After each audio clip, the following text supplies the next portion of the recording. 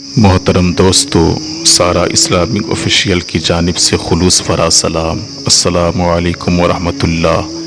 آج کا ٹاپک توبہ کا ایک عجیب واقعہ۔ بصرہ میں ایک انتہائی حسین و جمیل عورت رہا کرتی تھی۔ لوگ اسے شونا کے نام سے جانتے تھے۔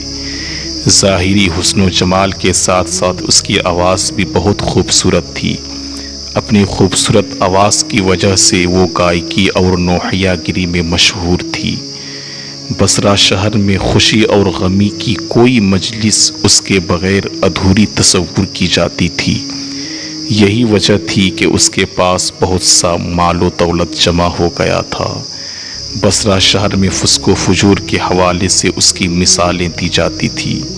اس کا رہن سہن امیرانہ تھا۔ وہ بیش قیمت لباس زیب تن کرتی اور گراں بہا زیورات سے بنی سوری رہتی تھی۔ ایک دن وہ اپنی رومی اور ترکی کنیزوں کے ساتھ کہیں جا رہی تھی۔ راستے میں اس کا گزر ایک اللہ والے کے قریب سے ہوا۔ اللہ عز و جل کے برگزیدہ بندوں میں سے تھے۔ آپ باعمل عالم دین اور عابد و زاہد۔ آپ اپنے گھر میں لوگوں کو واعظ و نصیحت کیا کرتے تھے۔ آپ کے واعظ کی تاثیر سے لوگ پر رقت طاری ہو جاتی تھی۔ وہ بڑی زور زور سے آہو بقا شروع کر دیتے تھے۔ اللہ عز و جل کے خوف سے ان کی آنکھوں سے آنسوؤں کی جھڑیاں نکل جاتی تھی۔ جب شونا نامی وہ عورت وہاں سے گزرنے لگی تو اس نے گھر سے آہو فغاں کی آوازیں سنی۔ وہ آوازیں سن کر اسے غصہ آیا۔ وہ اپنی کنیزوں سے کہنے لگی، تعجب کی بات ہے، یہاں نوحیہ کیا جا رہا ہے اور مجھے اس کی خبر تک نہیں دی گئی۔ پھر اس نے ایک خادمہ کو گھر کے حالات معلوم کرنے کے لیے اندر بھیج دیا۔ وہ لونڈی اندر گئی۔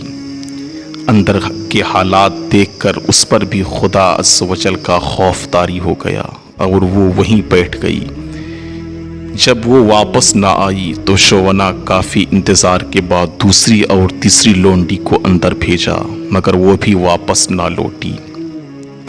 پھر اس نے چوتھی خادمہ کو اندر بھیجا جو تھوڑی دیر بعد واپس لوٹ آئی۔ اس نے بتایا گھر میں کسی کے مرنے پر ماتم نہیں ہو رہا بلکہ اپنے گناہوں پر آہو بقا کی جا رہی ہے۔ لوگ اپنے گناہوں کی وجہ سے اللہ عز و جل کے خوف سے رو رہے ہیں۔ شونا نے یہ سن کر تو پہلے ہنس دی اور ان کا مذاق اڑانے کی نیت سے گھر کے اندر داخل ہو گئی، لیکن قدرت کو کچھ اور ہی منظور تھا۔ جو ہی وہ اندر داخل ہوئی، اللہ عز و جل نے ان کے دل کو پھیر دیا۔ جب اس نے اللہ والے کو دیکھا تو دل میں کہنے لگی، افسوس، میری تو ساری عمر ضائع ہو گئی۔ میں نے انمول زندگی گناہوں میں گزار دی ہے۔ وہ میرے گناہوں کو کیوں کر معاف کرے گا؟ انہی خیالات سے پریشان ہو کر اس نے اس اللہ والے سے پوچھا، اے امام المسلمین، کیا اللہ عز و جل نافرمانوں اور سرکشوں کے گناہوں کو بھی معاف فرما دیتا ہے؟ آپ نے فرمایا، ہاں، یہ واعظ و نصیحت اور وعد وعید سب انہی کے لیے تو ہیں تاکہ وہ سیدھے راستے پر آ جائے۔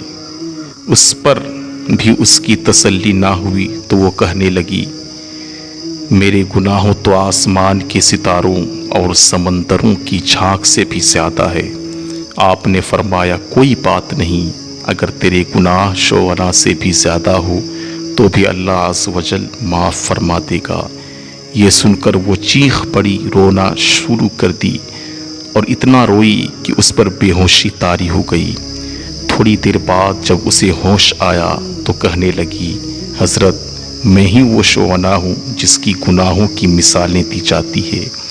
پھر اس نے اپنا قیمتی لباس اور گراں قدر زیور اتار کر اپنا پرانا لباس پہن لیا اور گناہوں سے کمایا ہوا سارا مال و دولت غریبوں میں تقسیم کر دیا اور اپنے تمام غلام اور خادم کو بھی آزاد کر دیے۔ پھر اپنے گھر میں مقید ہو کر بیٹھ گئی۔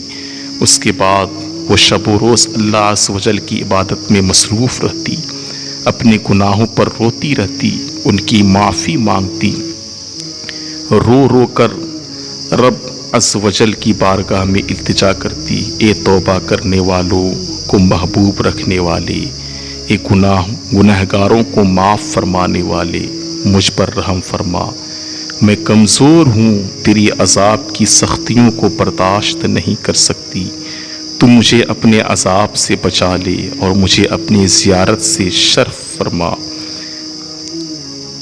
اس نے اسی حالت میں 40 سال زندگی بسر کی اور انتقال کر گئی۔